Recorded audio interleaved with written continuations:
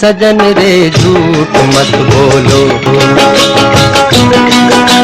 भारतीय हिंदी सिनेमा में कुछ कालजयी फिल्मों का निर्माण हुआ है।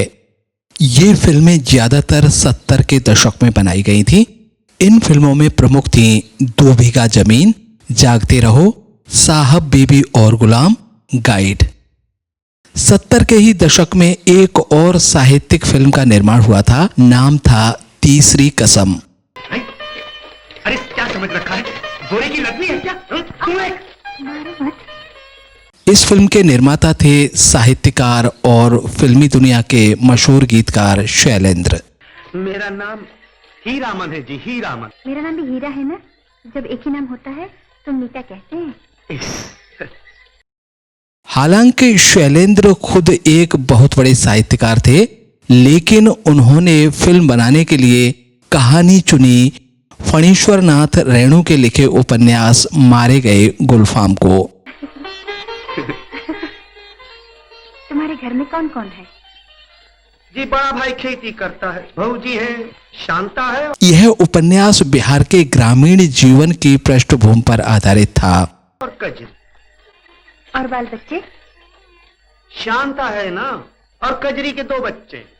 स्क्रीन प्ले और डायलॉग लिखने की जिम्मेदारी शैलेंद्र ने फणीश्वर नाथ रेणु को दी। दोनों लड़के हैं। कौन लड़के? तुम्हारे। कजरी तुम्हारी बहू है ना? निर्देशन के लिए बासु भट्टाचार्य को चुना। क्या हुआ? अरे कजरी गाय है, गाय, और उसके 2 बछड़े हैं। और गीत लिखे खुद शैलेंद्र और हसरत जयपुरी ने।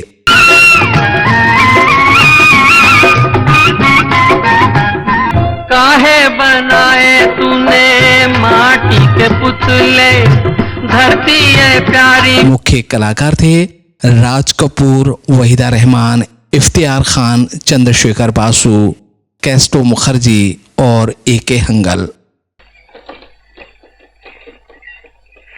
घबराइए मत, ये रास्ता भी मेला पहुंचा देगा। राघाट के सब लोग अच्छे।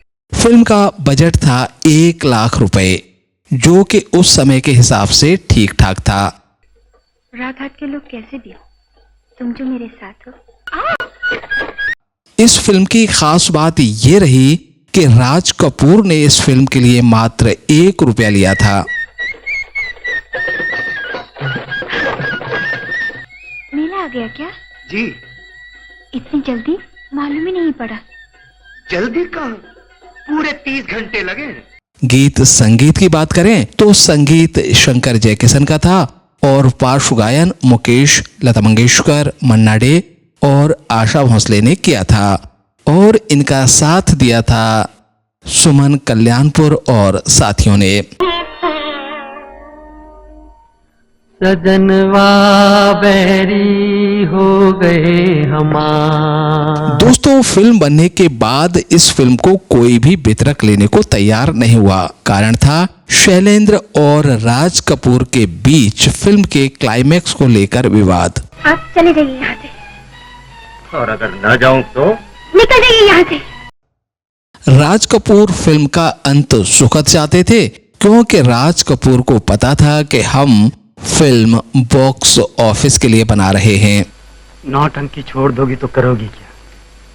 और बॉक्स ऑफिस पर वही फिल्में सफल होती हैं जिनका अंत सुखद होता है। जिसके मन में देवी हो, उसके घर में भाई कैसे बच सकती है? पर साहित्यकार शैलेंद्र तो बॉक्स ऑफिस की भाषा समझते ही नहीं थे। अगर उसका भरम तोड़ दोगी तो वो बर्बाद हो जाएगा। नौटंकी छोड़ दोगी तो तुम खुद बर्बाद हो जाओगे। वो तो सिर्फ साहित्य रचना जानते थे और वो इस फिल्म के माध्यम से भी साहित्य ही रच रहे थे। कह देना नौटंकी की बाई थी, पाठ खत्म हो गया, जा रही है। फिल्म बनने के काफी दिनों तक फिल्म को किसी वितरक ने हाथ नहीं लगाया। अरे कहाँ थे तुम हीरामन? मैं तुम्हें कब से ढूंढ रहा हूँ। तुम्हें बुलाया स्टेशन पर, वहाँ चली जा रही है। शैलेंद्र इस चिंता में बीमार पड़ गए और किसी तरह से बिहार और उत्तर प्रदेश के कुछ सिनेमा घरों में फिल्म को रिलीज किया गया। तुम आगे हीरामन। लेकिन सिनेमा घर खाली रहे। ये लो अपने रुपए। लो ना मीता। शैलेंद्र सदमे से उबर नहीं पाए और 14 दिसंबर 1966 को दुनिया छोड़कर चले गए। मैं वापस जा रही हूँ। शैलेंद्र के जाने के बाद फिल्म की कहानी और गीत मीडिया के द्वारा जनता तक पहुंचे। मेरी निशानी सर्दी में काम आएगी। उसके बाद इस फिल्म की मांग बढ़ती गई और वो दिन है कि आज का दिन लगभग 56 साल गुजर जाने के बाद भी इस फिल्म को बार बार देखा जाता है। जी छोटा ना करो हीरामन, तुमने कहा था ना महुआ को सौदागर ने खरीद लिया। मैं बिक चुकी हूँ मीता। इस फिल्म के गाने तो आज भी उतने ही लोकप्रिय हैं जितने के फिल्म के रिलीज के समय थे। पान खाए सैया हमारो, सांवली सूरज। बस मन में एक ही तमन्ना रह गई, काश शैलेंद्र को जाने से पहले ये पता चल गया होता कि वो दुनिया को क्या दे गए हैं।